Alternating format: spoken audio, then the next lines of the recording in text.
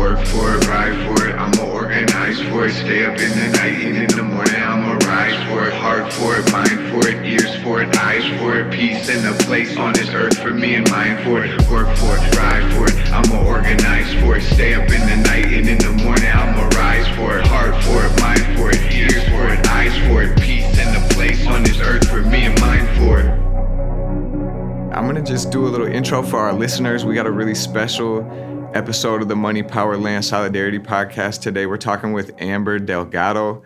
Amber is a writer and a filmmaker from Fayetteville, North Carolina, who is currently working in Durham, North Carolina as the exhibitions intern at the Center for Documentary Studies at Duke University. And we're specifically talking about gentrification today. Amber recently published a really fire article that I really resonated with and appreciated reading. A part of our focus of the show is gentrification. So we wanted to talk with Amber today about her essay, Curated Tolerance, the Aesthetics of Gentrification. So thank you again for coming on the show. And could you kind of introduce yourself to our listeners, Amber? Yeah, so I'm going to kind of go a little bit into my background for context, because I don't know for sure like how many listeners you guys have in the South. So just to like paint a picture of how I came to like writing this essay. So yeah, like I'm from Fayetteville, which is like Southern North Carolina. It's kind of at the bottom of the state, most famously known for being where J. Cole is from. Right. That's the first thing I saw. I was like, okay, Fayetteville, J. Cole, right. Yeah. Which I'm not mad about. I'm happy to be from the same town. Yeah. So, and then it's very, I don't know, it's very rural and it's kind of starting to gentrify too. And then I went to undergrad in Greenville, North Carolina, which is in Eastern North Carolina. It's even more rural. There's a lot of hog farms there.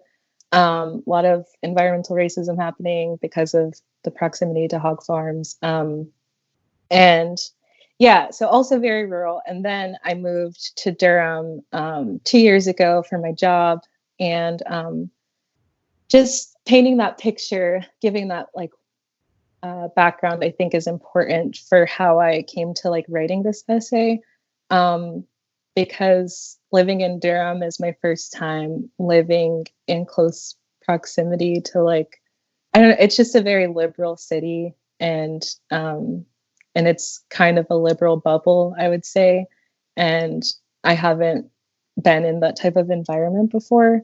And that coupled with also working in a nonprofit for the first time, it was all very jarring because I was just like, wow, I'm just so used to, I don't know, things being upfront. Wow. And I feel like moving to Durham, and then like I said, like working in a nonprofit for the first time, I had to like adjust to a new way of seeing people and like landscapes, because, you know, I'm just like being real, like neoliberalism, you know, and this is the critique of the essay. The core part is just like, what I'm referring to is just this way of being celebratory for doing the bare minimum. and that's very frustrating. So that's how I came to like looking at gentrification this way, because I don't know, you know, I mentioned in the essay, there's like a slow creep of the cubed houses coming towards where I live in East Durham, which is currently like the least gentrified part of Durham at the moment. And but it's getting there, you know, like these houses are coming up, and on my street, even like I see all of this construction happening. So, but yeah, like on my way to work, for example, it's a 10-minute drive from East Durham to like where I work, kind of in the middle of downtown. And, you know, I see like a minimum 7 cop cars on my way to work, sometimes more, you know, patrolling this area of East Durham. And also there's like a specific intersection where there's like these new like $2,000 a room condos going up. And there's a homeless woman that's on that corner every morning on my way to work. It's just like right in front of the construction. So just like, and then again, like I'm saying, like seeing all of these cubes coming towards where I live, it just that repeated, I don't know, process of every day, it does something to you. So that's how my mind got going about thinking more Yeah. critically about the landscape and how it's changing. But what were you going to say? No, I just like really, it's sanative to hear somebody say that and say that out loud. You know, I feel like it's a really similar experience that a lot of people are going through in Minneapolis. And we're sitting right now 6 blocks away from one of those sites that just seems so violent, where there's this new micro apartment where they're charging $1,400 is for studios, like efficiency, right on the corner. That's like, yeah, poverty right in front of you, you know, and it's so offensive. And I feel like a similar way that we came to doing this show, I, all throughout my 20s, was watching the gentrification of the neighborhood that I grew up in. And it caused me so much pain and strife, but also pushed my thinking and pushed my politics. So it really resonated with me because to hear the way that you're articulating it and analyzing what's happening. Could I ask you, like, even in the 2 years that you've been there, how has it moved in those 2 years? Like, were you aware of the dynamics when you got there? And now that you've been there for 2 years, have you seen dramatic changes in the landscape even in that amount of time?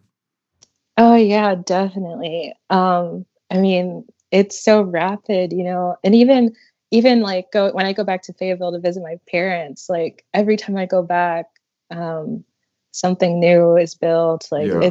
it's so crazy how rapid it is. But yeah, um, I kind of had a sense of it before I moved here. I was still like in the midst of like being radicalized and stuff like that. Yeah. Um, so like I was kind of just getting a framework for how to look at these things. And I had heard somewhere, I think that Durham is one of the fastest gentrifying cities before I moved here. So yeah, I definitely had a sense. And then once I was here, it's just like, yeah, like unavoidable. And yeah, so I definitely had a sense of it, and then being here, and within the past 2 years, for sure, I've seen so much change. There's an apartment complex right behind the one that I talk about in the essay, Liberty Warehouse Apartments, and Yeah. there's a new one that was being. I think I took pictures of the construction and I put that in the essay, and that apartment complex is almost done being built. And I took that photo in June, I think, of last year. So yeah, it's been so crazy to experience in such a short amount of time. Yeah, I'm looking at the picture right now, and it's wild how resonant it is. It's like exactly what you're seeing here. These construction sites just popping up in big machines, massive machines, and just like huge holes in the grounds and huge changes. And it's like really for me, helped me come to class consciousness, because I'm like, damn, I never seen nothing like that before. I have no idea how to work something like that. And they just roll them into the neighborhood, rip up the ground. It's violent, you know, and it made me realize, like, Yeah. damn, the power levels are so different. That's such a great point. It is violence. And the fact that it's so constant and there is no break. I mean, like as soon as something gets done and then there's something else, it's just Yo, that was another inspiration for writing this as well. Because for being from Fayetteville, and like I mentioned, like Fayetteville and Greenville being very rural places, and seeing kind of like this package look that I'm talking about showing up in rural places like that in the South, I'm yeah. just like, what is the limit? You know, like when will it end? Why does it keep expanding itself? And I just that was something else that I was thinking about as I was writing it. No, I feel you. I went to Denver like a couple years ago, and then I was on the West Coast this summer. And to me, it helped me realize also the ways that like real estate, capital, and big money have coordinated plans across the globe, but it definitely across the country. Cause I'm like, damn, these new houses pop up over here and they look pretty much like it looks in Minneapolis. And you can see all of the markers. You can start to get a sense of where you are just by some of these architectural choices and the ways things that get branded. So it's a really, in that sense, that was like eye-opening for me too, I suppose. It's wild to think, how far away is Fayetteville from Durham? It's like an hour and 20 minutes. Oh, so pretty close. I'm curious. I don't. know too much about North Carolina. I had also heard that Durham was a rapidly gentrifying city, and you kind of did already, but could you kind of set the context of Durham? Like, what's going on there? Why are people moving there and who's moving there? Yeah, I think it's mostly people involved in like tech. And then there is a large nonprofit sector in the area, like in the Triangle area. And then like Duke Hospital. And so that's kind of, I would say it's mostly medical slash tech jobs. Yeah. Yeah, that's interesting because it sounds like a similar mix as to here. There's a lot of medical tech industry and a lot of nonprofits and a lot of foundation money. Yeah. I wanted to read a quote from the essay, if that's cool, and then kind of give you a prompt from there. Is that okay? hmm So in the essay, you say the neutral colors of the cubed houses, the large glass windows, hard square edges, and the newness of the aesthetic choices all imply that the surrounding existing structures are inadequate, outdated, and screaming to be replaced. Purging pre-existing architectures and their cultures become an inevitable vital step in the project of revitalization because their continued presence can be seen as a hindrance for cities seeking to appeal to the tastes of newer, wealthier buyers. We know how it goes. Wealthy folks move in, and those who cannot afford or simply do not desire to make the necessary changes to their homes are priced out of the area. I wanted to see if you could kind of respond both to the aesthetic dynamic there, like what it means when there's this like dramatic difference in materials and design, but then also you talk about the way that that's justified by the free market ideology or kind of an expression of free market ideology. So I'm just really interested in that dynamic. Could you speak on that a bit? Yeah. So similar to what you were just saying about going to Denver and seeing similarities between Minneapolis and Denver. And then I agree. Like I went to Boston last year around the time like the wheels were turning for writing about this. And I think I made a tweet like joking about like the package, or I think it was like gentrification starter pack, and I was like, Right. like scooters and like acai bowl restaurants and breweries and something like that.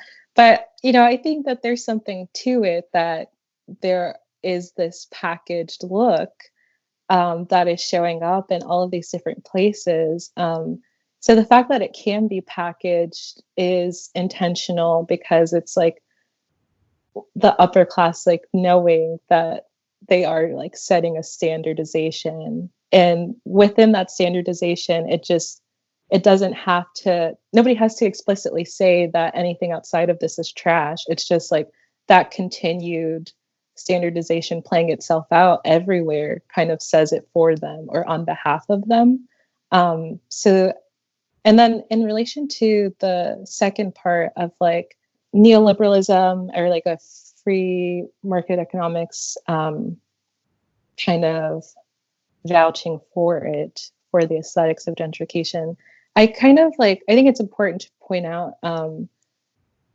I don't see curated tolerance as a new phenomenon. Like, I don't want to position it as this new thing that's happening, but it's more so like a continuation of the eradication of marginalized people that neoliberalism wants.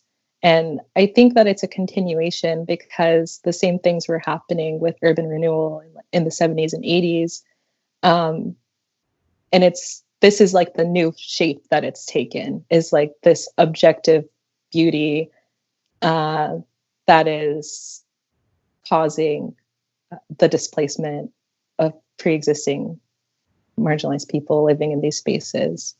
Yeah, I pulled this other quote that was right in that same section. The message from new residents and developers is, regardless of whether everyone can afford these homes, this is how everyone should want to live.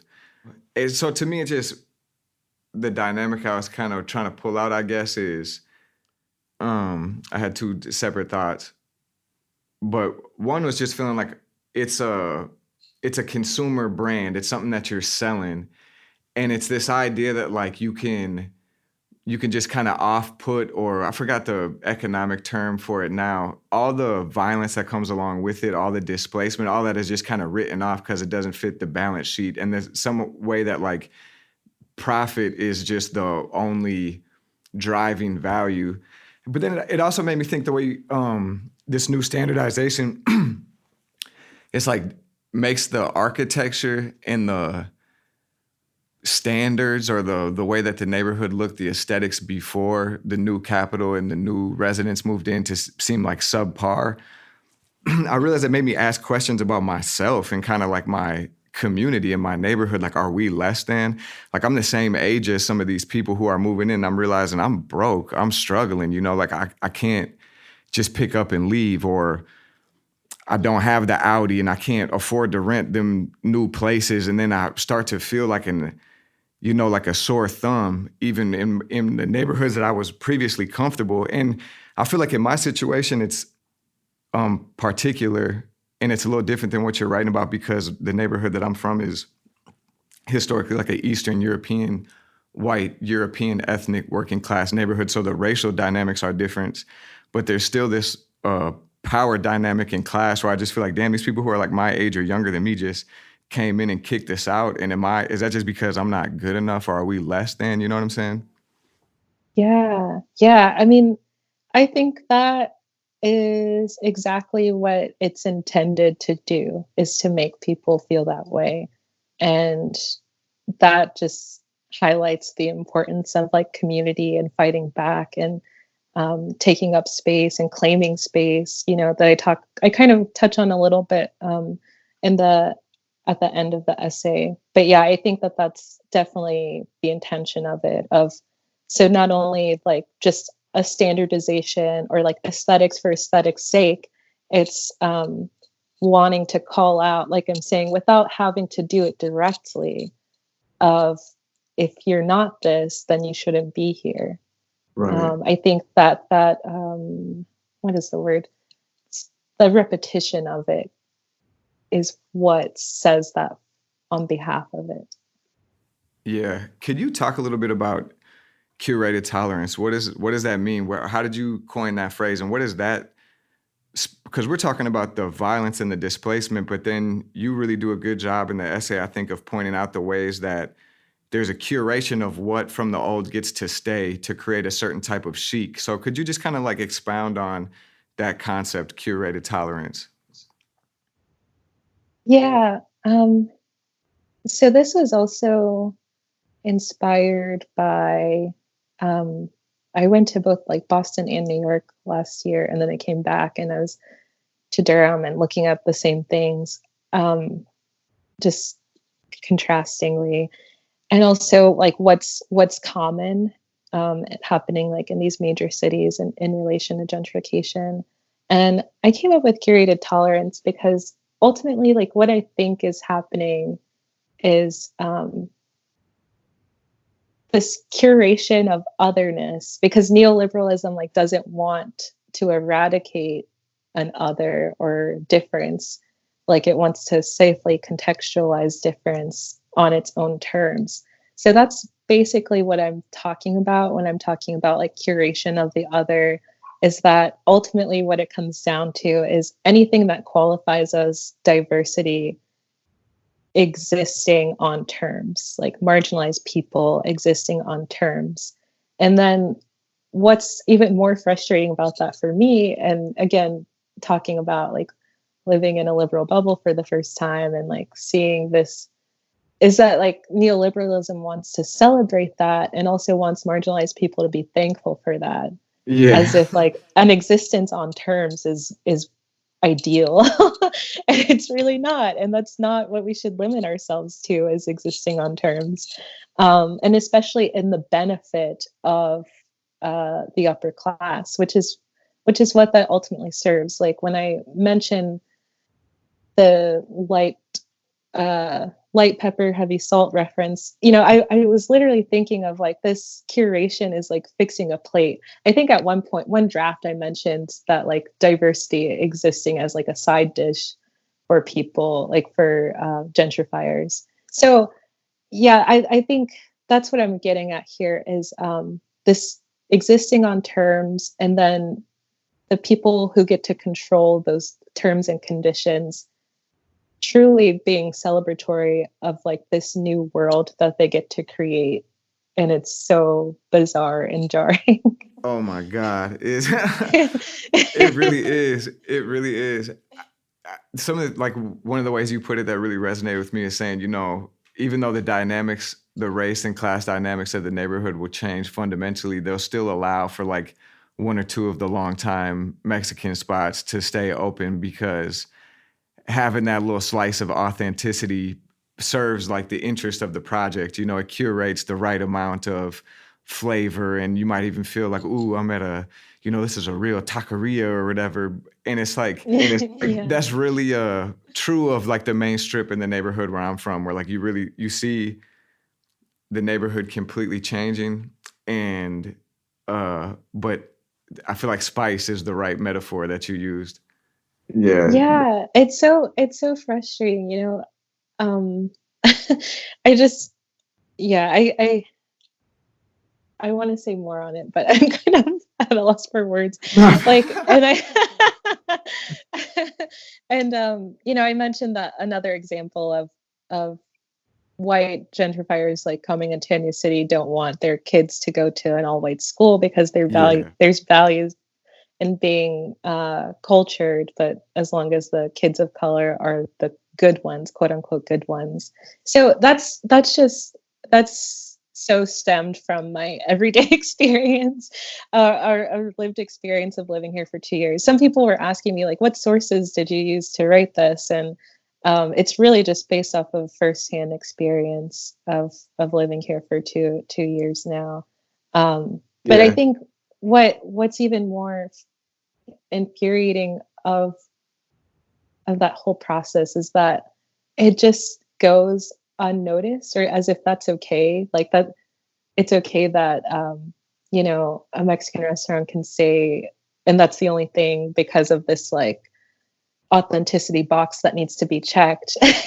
Yeah. And so people should be thankful for that, and it's like you're still eradicating. Matter of fact, anytime you want to talk about the rent being raised, in, they're going to remind you, like, what do you mean? It's the Taco Riendo is still on Central, and like, I'm like, it should, and yeah, law that is like that was their anti-displacement measure. That's like a word that gets thrown around out here. That's like, I really love the way you talk about affordable housing, and I feel like there's so many of those buzzwords that are really doing this work that you're talking about, where you're gentrifying the city, you're taking over, and then you're selling that as something we should be thankful for. And, you're even framing it in terms of like racial equity work when it's really insidious.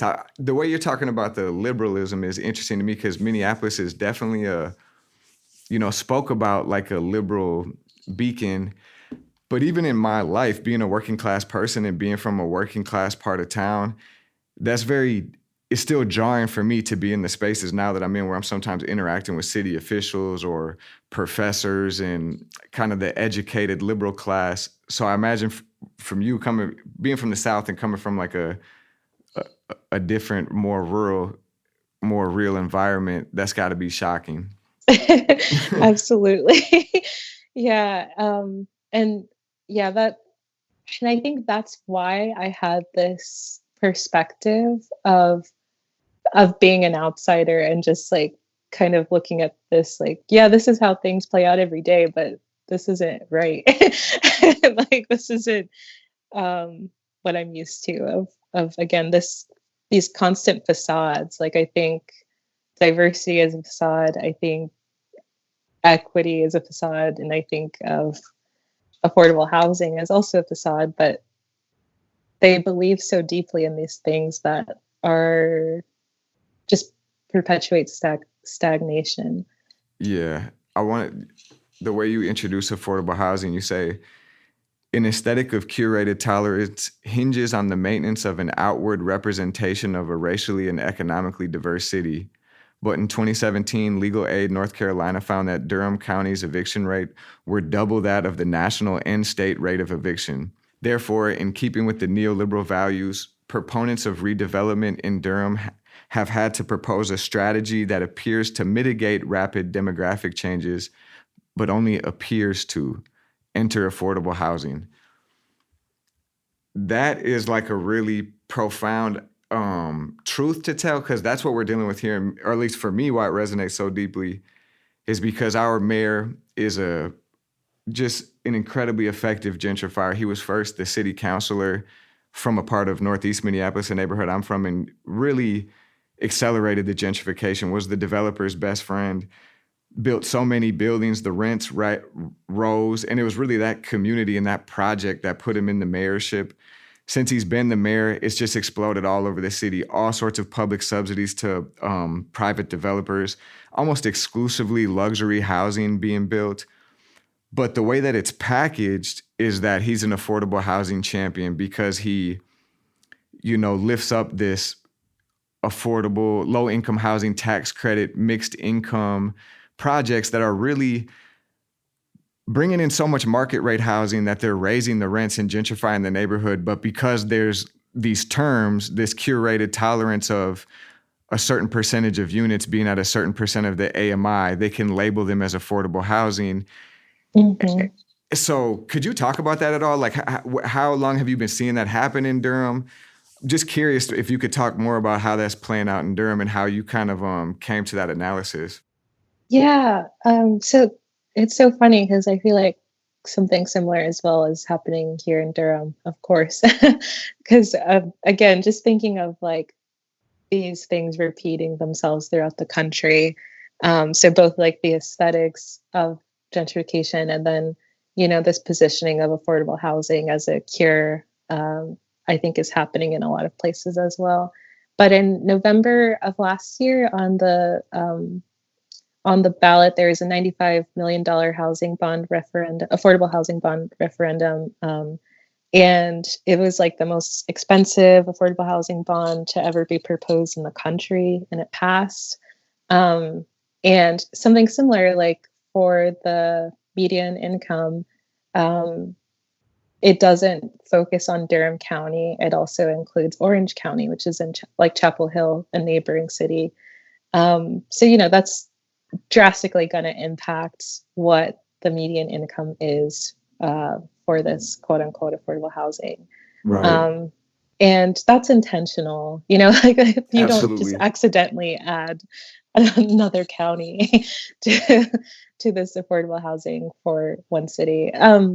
So yeah, I think I was talking to a friend about affordable housing yesterday, and I think that what's happening is like similar to diversity. Affordable housing is becoming like a buzzword that is flattened and kind of insinuates that there's action behind that when there's really not. And yeah, because when you think about it, like gentrifiers coming into new cities are going to say that they need affordable housing, like some of them. So the fact that like, I think affordable housing is failing as a strategy because it doesn't account for the material conditions that lead for the need to a need for affordable housing. And also language that clearly centers those who are most at risk. Like saying like this affordable housing is specifically for single parent households that have that make like $500 a month, like this like abstractness of like affordable housing and and the fact that it's never centered who is that going to be for, and it just perpetuates the problem. And in Durham County, there was also an affordable housing bond recently. Well, not recently. The last affordable housing bond was passed in 2003, I believe, and the same thing ended up happening. I mean, it just created condos, basically. So there's precedence for not just in Durham County, but like you were mentioning, across the country for affordable housing really more so just being used as a strategy for gentrification. And it's able to do that because of this, like, because of it becoming a buzzword. And it's really unfortunate. And that's another thing, a part of the zine and the writing that I'm wanting to encourage, is to get people to think critically about affordable housing, because it just sounds good. Like, like on a surface level, people who don't have this analysis will just be like, yeah, that's a great thing to vote for, affordable housing. Like, why Right. not? And another thing as well that I'm interested in talking about in relationship to affordable housing, which my zine will also kind of touch on, is like the politics of space. So something that I've been thinking about as well is, even hypothetically, if cities were able to, actually build affordable housing with these bonds that they get, what does it look like to remain in a space that presents itself as not for you? So again, in talking about the aesthetics of gentrification and this uniformity and how it makes people feel, how it makes like lower class people feel, like, uh, you know, what does it feel like, and when is it accounted for, like, to get to remain in a space that there's still a lot that comes with that. It's another reason why it shouldn't just be um, positioned as a cure, because as we know, as both you and I know, to exist in a gentrified space is still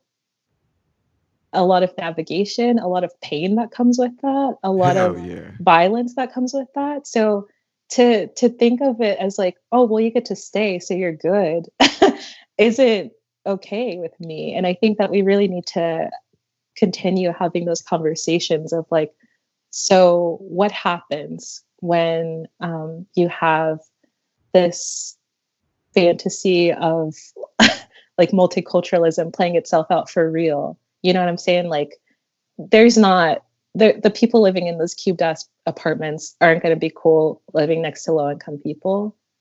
They don't even, Yeah. that's why they're not near them in the first place, you know?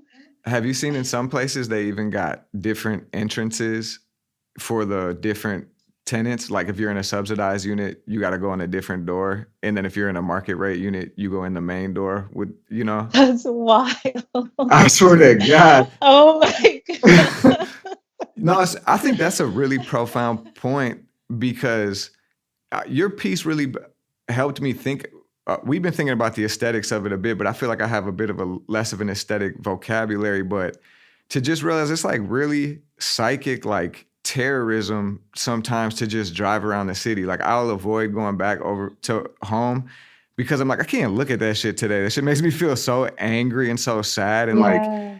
and then to know, I'm like, okay, I've been looking at certain sites knowing they were going to change for years and trying my hardest to stop it. And then just, nope, keep it pushing, bro. So it's like, I think that's a great point. I feel like even for our organizing, to me, all this kind of has to do with the neoliberal political environment where you got a lot of times, even here, a lot of the political space gets sucked up by nonprofits who want you to just work inside of that affordable housing framework and fight for the smallest conditions and in my professional life, a lot of times I'm in that space, but then how my heart feels is like, fuck these people. And this is our city and we should not have to, Mhm.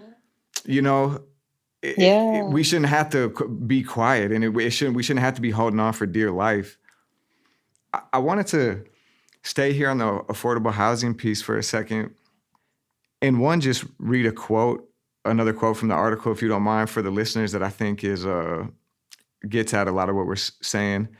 Ultimately, affordable housing initiatives amount to about as much as putting a Black Lives Matter sign in a yard, putting a liberal bumper sticker on a car, or being one of the first to frontier a sketchy side of town.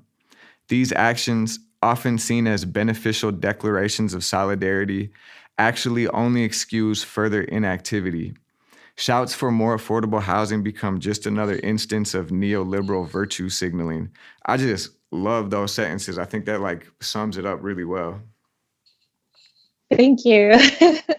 Um, and just like for our show, one of our main drives is to go beyond that kind of public relations layer of affordable housing and really thinking about who is profiting, who's managing, who's owning, you know, getting into like the political economy and helping people understand like this is what capitalism really looks like. These are the ownership structures. And if we want to build something socialist in the urban context, these are our other options. So I just want to spend some time like teasing out how affordable housing, and I'm not surprised that there's a lot of nonprofits down there because there's a lot of nonprofit affordable housing developers in the Twin Cities. And it really ties into this neoliberal orthodoxy that drives gentrification, you know, the real estate market and the highest and best use of the land, and the idea that the private for-profit market is the best way to deal with things, because this affordable housing really is meant to replace public housing, and it's market schemes in order to build these buildings. So rather than the city bond actually then developing the housing, building it with the money directly, they're going to subsidize a private developer so that they can still get the public money to build the building and still get the profits, but just be able to keep some of the rents lower. And the alternative to that is some form of public housing where the city uses public money to construct a building that remains in public ownership.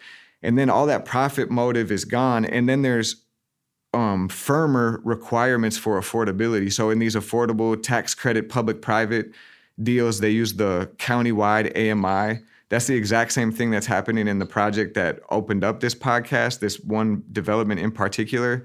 They want to use the countywide AMI in North Minneapolis, which if you're even at 60% of the AMI, there's like no Black renters in North Minneapolis who can afford that right now.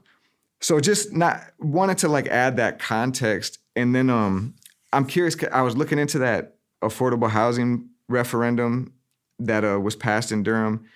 And something that I've seen is that a big piece of it is rad conversions in public housing. And I was just curious, can you talk about the public housing in Durham? Do you have any relationship with public housing tenants? And how are public housing tenants in particular responding to the gentrification in Durham in this housing bill? Yes, I can definitely talk about public housing in Durham. So I don't know if you have you heard of McDougal Terrace and like what's been going on there? It kind of made national news for a little bit in December. I don't think so. Okay. It's okay. I know that Bernie came down here and did Okay. So now I'm realizing I had seen like some tweets, but I never really zoomed in, but I'm vaguely familiar. Yeah, so just to like a brief overview of that, McDougal Terrace is a public housing unit in Durham, North Carolina, and in December of last year, they were having basically DHA has neglected public housing in the city for decades, and they're really not livable like a lot of public housing in the country. And in December of last year, 2 children died at McDougal Terrace from carbon monoxide poisoning. Damn. And and then that led to the evacuation of like 300 families that live in McDougal Terrace, and the city placed them in 2 hotels here in Durham. And basically the city was like, oh, we're gonna fix the carbon monoxide detectors and we should have you back in a week. But that the move-in date kept getting pushed back. So these families were, in hotels, sometimes like 5 people to a room, like 1 bed for a month straight, and actually 2 months straight.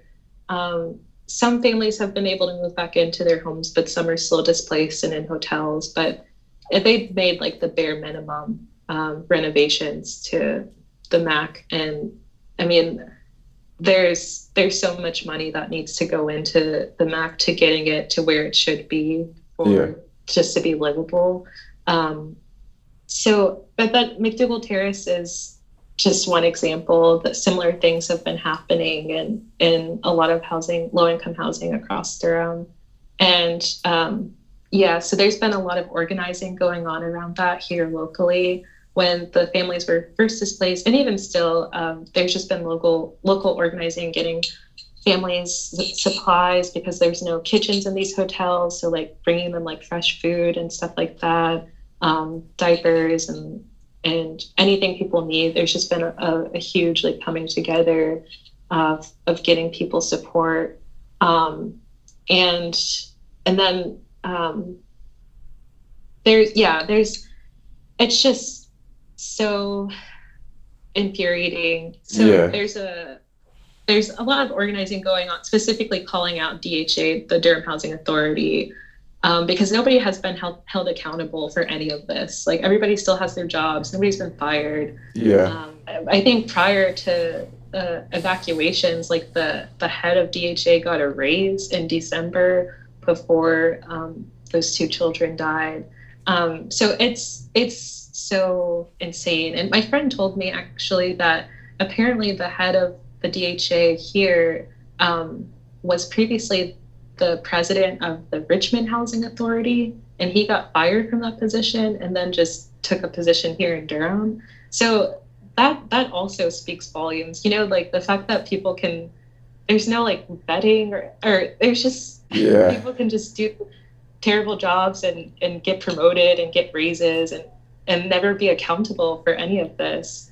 I think that's a huge part of it. So coupled with like developers and city governments and then housing authorities as well have just also completely failed and have been a part of this process of displacement and harm done on local residents. Yeah, it sounds like a similar story as to here. For folks who might be listening from North Carolina, just tapping in with us, really encourage folks to check out the Defend Glendale campaign. And there's an episode of our podcast where we interview one of the organizers of the Glendale townhomes here in Minneapolis, a public housing community. And it was the same program that's being proposed as a part of Durham's new housing bond is RAD, rental assistance demonstration, where they starved the public housing to the point where they made it unviable. And then instead of really investing back into it, now they're going to privatize it and they're going to open it up to private money and, you know, tear them down and rebuild mixed income units that'll raise the rent for everybody and further weaken the public housing sector. It's like a part of the gentrification project. And these tenants in the Glendale townhome organized to successfully stop RAD at their buildings, and then they've been organizing with public housing tenants across the city. And there was just recently a deadly fire in some public housing units in Minneapolis, and a similar story of zero accountability and just criminal negligence, you know?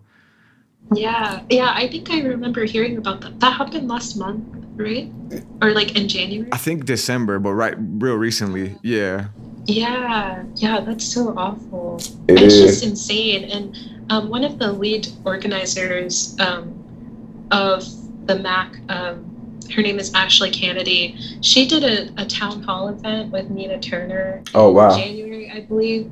And she was talking about stuff that, because she's a McDougal Terrace resident, and you know, she made a point of like, if I were to treat my children the way that DHA has treated McDougal Terrace residents, I would be in jail by now. And like, that's such an important framework. Like I was so happy that she said that, because it's like, it's like, how is it that these people get to have their jobs still and like never be held accountable? And people died, people have been displaced. Like, your literal job is to like make sure this doesn't happen. Like, it's insane. Yeah, not only carry on, but most times like fail upwards and get awards and still get to talk like your opinion matters or something like that.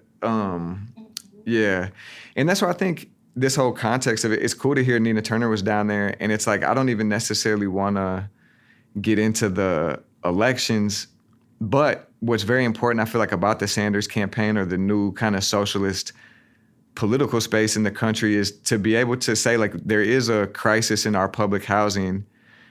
The answer is not the neoliberal privatization of public housing. The answer is like a real investment in public housing. It's not in the condition it is in because public housing isn't the answer. It's in the condition it's in because capitalist America and the real estate industry and HUD and these local housing authorities purposefully wanted it to fail because they don't believe in it. And I feel like that's a part of the whole affordable housing public relations scheme that comes from like the liberal city administrations, is really to like gentrify the political space and they're so hostile to the public housing tenants in the city. Like not only is the MPHA, but also the liberal politicians who are seen as, who all day talk about affordable housing, they're the ones selling out the public housing residents now and completely they're very hostile to that organizing. So I think your piece gets at that too, to be able to cut through like the facade they put on things.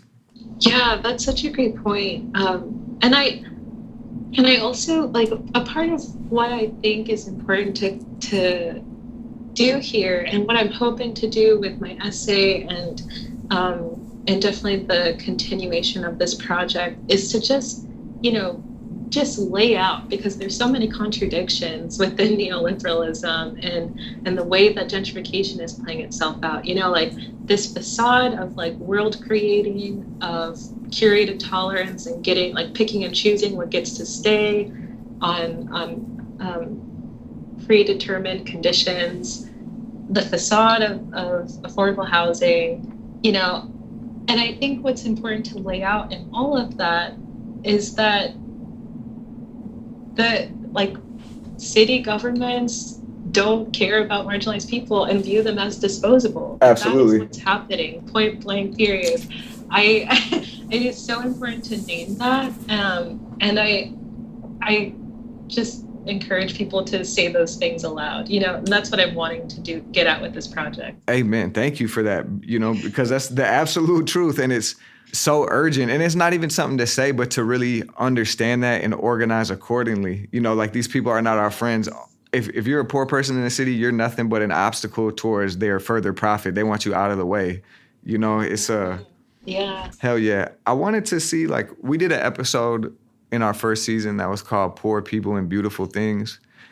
And it was kind of a meditation on gentrification and me recognizing that, like, there's also a mix of, how can I say it? I like being around beautiful things. I like nice coffee. I like good food. I like, so it's like this weird mix of like, I'm disgusted by these places. And then, I went to college and I got more, and I'm white, and I kind of exist between two worlds where like a lot of people I grew up with, they don't even go into the new places, but I go to the coffee shops and shit.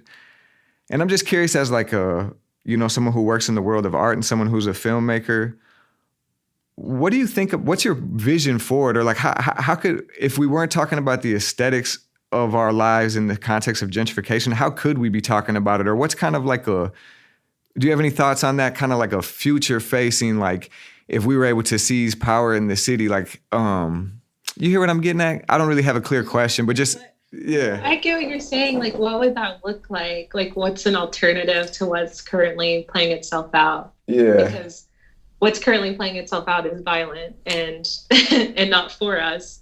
But what does a beautiful alternative look like that is for us? Exactly. One of the things that Sam Stein said when I talked to him was the left doesn't want to get caught in the position of being like, of defending the status quo. We're like, I think the world I came up in is beautiful, and I'm not trying to, like, the last thing I want to do is get into like shaming or trashing our neighborhoods.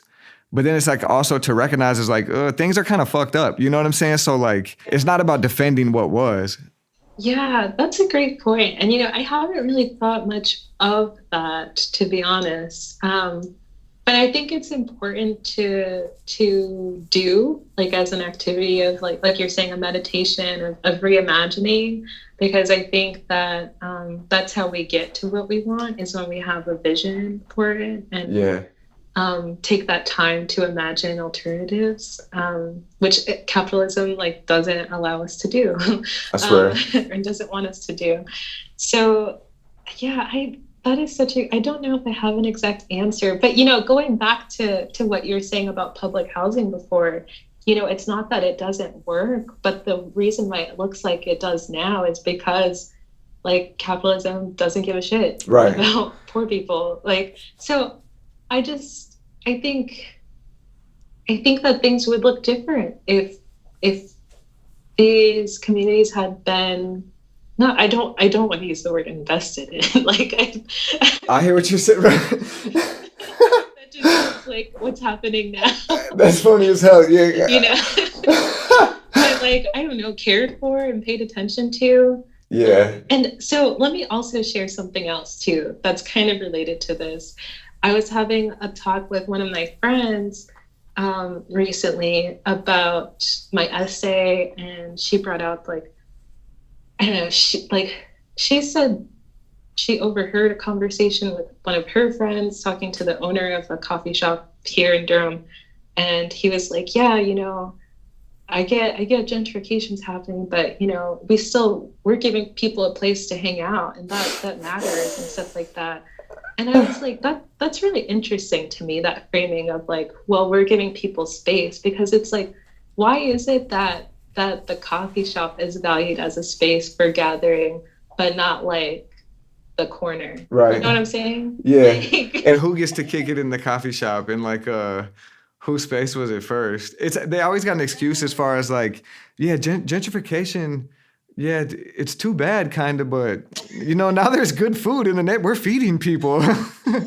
For real. And I was expecting that kind of like pushback from people who read the essay as well. Like I was prepared for that. I was like, well, but we get to have this now. And it's like, yeah.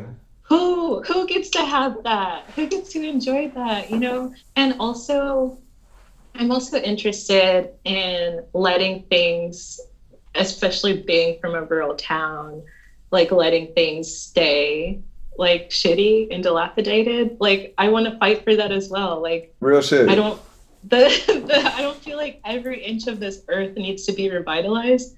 I think some towns need to just be small rural towns that don't have shit to do, and that's fine. Like I don't think that, like, because people that live there don't really need that. Like, I don't. Yo, that's super real. I do.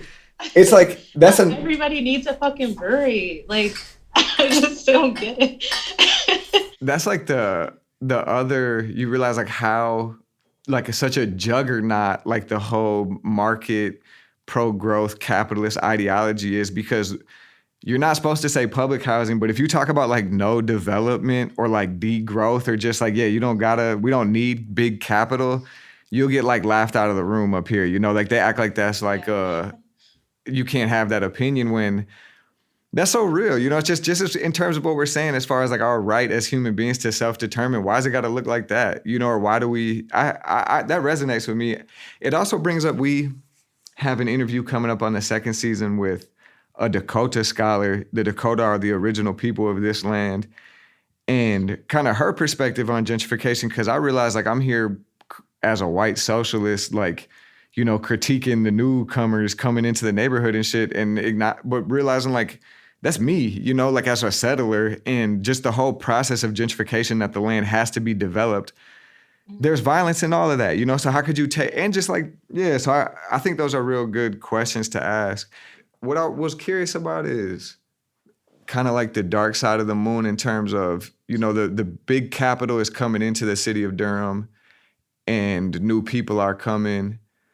Are there certain places where a lot of people are being displaced too? Like what's happening to people when they're leaving? And like kind of how's that showing up in North Carolina? Are you seeing that? Because for example, like here, it's like the inner city neighborhoods that were once, the homes of poor people and divested from, now they're being built up. But if you go out to the suburbs and the exurbs, shit looks different than it used to, Is that, how's that playing out down there? Same thing. Yeah. I think what's happening is when people are displaced, they're going to smaller cities. Because, Durham's a part of the Triangle of North Carolina. So the Triangle is like Raleigh, Durham, Chapel Hill. Okay. And all of these cities have lots of like tech industries within them, and each of them have 3 major universities: North Carolina State, Duke University, and UNC Chapel Hill. So it just like heavily populated by students as well. And that's another part of displacement is, universities expanding, wanting to be more attractive to students and raising rents. But I think pre-existing residents, from what I've heard, have been moving to smaller cities outside of the Triangle, like Burlington or Hillsborough, places like that. And then with what's like these neighborhoods are, of course, being quickly bought up, like insanely fast. I mean, like I mentioned, even on my own street, it's like you're saying, like depressing to just look at. And then added on top of that, I see people having to move out on a pretty regular basis on my street. Yeah. And, I'm 90% sure it's because of evictions, because of Durham County's eviction rate being so high. So yeah, it's just so constant and disheartening to see every day. Yeah, it really is. It's hard. It's like definitely depressing. When I was preparing for this interview, the thing I kept thinking about was I got the little PD Pablo sampler and like a Mystical CD when I was younger. And that was like my first, it was like a PD Pablo, Vince Carter, and then later like a Little Brother and J. Cole were like my main North Carolina references. Hell yeah. Shout out. I love Little Brother so much. I do too. I shouldn't say so much, but I've liked him when I listen to him, but I'm not super familiar. Rhapsody? I have heard of Rhapsody. Rhapsody's from North Carolina, huh? Mm-hmm. There's another rapper from North Carolina who I'm embarrassed to say I'm not sure how to pronounce his name, so I don't even think I'm going to try, but he's like a Japanese-American rapper. Yeah. He's called that. Yeah, I feel you. My sister really likes him. I feel bad. He's from Durham as well. Yeah, I knew he was from Durham. I mean, I'm so proud to be from North Carolina. I used to not be, and I just like a part of growing up and wishing you were from a big city like New York or somewhere in California. But I don't know. There's a lot of great things happening here. A lot of great history, a lot of great organizing, and a lot of great music coming out of North Carolina too. That's awesome. That's really, that's cool to hear. Hopefully I'll make it out there one day. Maybe before we close it up, we talked about the essay. Could you also talk about the rest of the project and kind of let people know how they can tune in and participate in Curated Tolerance? Yeah. The essay that was published in Scalawag is kind of an introduction to this 3-part project I'm wanting to do. The first part of the project, which I'm currently working on, is going to be like a mini podcast series, and I want to interview people who have been impacted by gentrification in Durham. Because I have a lot of friends and some coworkers, like their family goes back generations here. And I just want to record conversations that we've been having about what's been going on. Because we talk about it so much, because like I said, it's just in our faces every day. Yeah.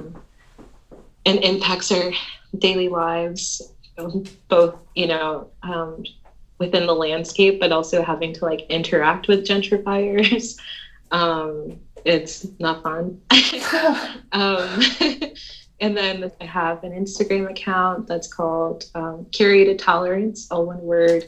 And basically I set that up for people to submit photos of examples of gentrification happening where they live, and examples of curated tolerance as well. And I'm wanting to do that as just a mapping and raising consciousness tool, because all of these things, like we talked about today, are just happening. There's so many parallels and similarities. So I think that the way we can discuss and talk about and see these visual markers across the country, across the world, is important. And I also want people to feel free to submit examples of ways that they're taking up space or disrupting the intention of a gentrified space. And yeah, I'll go into that in a second because it's also in the zine. So the last part of the project is going to be a zine that I'm making, and I'm wanting to make like a print version, and I'm hoping to put it like online as a PDF as well. And the zine has 4 parts. I'm going to do like a little bit more of an extended version of this curated tolerance essay as the introduction. And then the second part of the zine is going to be an overview of affordable housing. And I'm using, the affordable housing bond in Durham as an example to kind of make a critique of affordable housing in general. And the second part is going to be about like DHA and McDougal Terrace and an overview of what played out here in Durham with McDougal Terrace residents being displaced. But I'm also wanting to, again, I'm using Durham as a specific example, but wanting to talk more about how housing authorities are trashed and have failed people across the country. And then the last part of the zine is going to be titled The Politics of Space, and wanting to use this as a call to action because, I'm not here to just call shit out. Like, I'm also wanting to get people organized as well. And like I'm saying, like, build consciousness around this. So talking about the politics of space and giving examples of ways that people have been disrupting, like I'm saying, like disrupting gentrified space and, just letting ourselves be visible and seen and known and taking up space and claiming space. I'm using an example. I'm using a couple of examples of the zine, but one of them is going to be this festival that happens in Durham celebrating the Black August tradition called Black August in the Park. And it happens in Durham Central Park every August. And it's been going on for 5 years now. And, the Durham Central Park is located right behind Liberty Warehouse Apartments, which is the apartment complex I talk about in the essay. Yeah. And, while the intention of Black August in the Park isn't to disrupt residents, like we're celebrating Black August, but a result of that is that these people living in this cubed apartment get to be, disrupted for a weekend. And that's important, like that matters, because another aspect that I'm interested in talking about disrupting space, and which I kind of touch on in the essay, is this practice of like out of sight, out of mind. So because these gentrifiers are, again, like creating their own world and like never having to come into contact with people that actually have lived in the city before them, anytime we can just like make ourselves known and make our presence known, we're like disrupting the project of gentrification. And I think that that's so vitally important and something that we need to continue to do while we're still here, like while we're still in proximity and have not yet been outpriced. Like, we just need to be like, we're fucking here and you're not gonna not see us, Real shit. Hell yeah. Yeah. So, no, go ahead. One more thing. So all of that is, it can be found on my Instagram, Curated Tolerance. And then anybody who wants to submit any artwork to the zine or wants to submit to the Instagram photos of examples to the Instagram, my Gmail is curatedtolerance@gmail. Hell yeah. I would really love to see some Minneapolis artists potentially listening to this participate. I've already snapped a few on my iPhone. I haven't sent them in yet, but I think that's great. It's been a cool way for me to, even just from the Instagram so far, see things from across the country that resonate. And I really like the posts that are defiant, in ways that people are calling out and resisting and taking up space. That's really exciting to see. I was going to say, and the zine sounds really dope. So we'll make sure we stay in touch and keep our listeners updated. Yeah, thank you so much. I really appreciate, us having a chance to talk about this, and also for you sharing the project, because I really want this to be as collaborative as possible. So the more people know about it, the better. Yeah, amen. Amen. And it really is like, I really appreciate the essay, and it's really affirming, and for me, it's like, solidarity across the country, working class people, oppressed people experiencing these conditions. It's like, it means something to know that people are fighting back in other places and thinking about it in other places. And not to sound corny, but it is really cool. I really appreciated this. And hey, maybe people will listen to us in North Carolina now. That's pretty cool. Yeah. And can I say one more thing on that of Yeah, like hell the yeah. solidarity? So I'm a part of the Durham Workers Assembly here. And in February, we had a meeting with the lead organizer from Moms for Housing, Carol Fife in Oakland. Oh, hell yeah. And so like I'm just so happy that happened, because when I first heard about things happening in Oakland, I immediately thought like, wow, that's so similar to what's happening in Durham. So the fact that we got to talk to her and like ways of like strengthening our organizing is like so critically important. And I think she proposed, like, she was like, just imagine if the whole country went on a rent strike, what would happen? I swear. And like that's what I want to be building towards, you know? Yeah. Like the more we're talking to each other, the better. Absolutely. Yeah, for sure. That 100%. So let's keep talking then. We'll leave it right there for right now. Thanks for tuning in. Amber Delgado, check out her essay in the collaborative project Curated Tolerance, The Aesthetics of Gentrification. Thanks for joining us. Money, power, land, solidarity. We need money, land, solidarity. If you funny, stand very far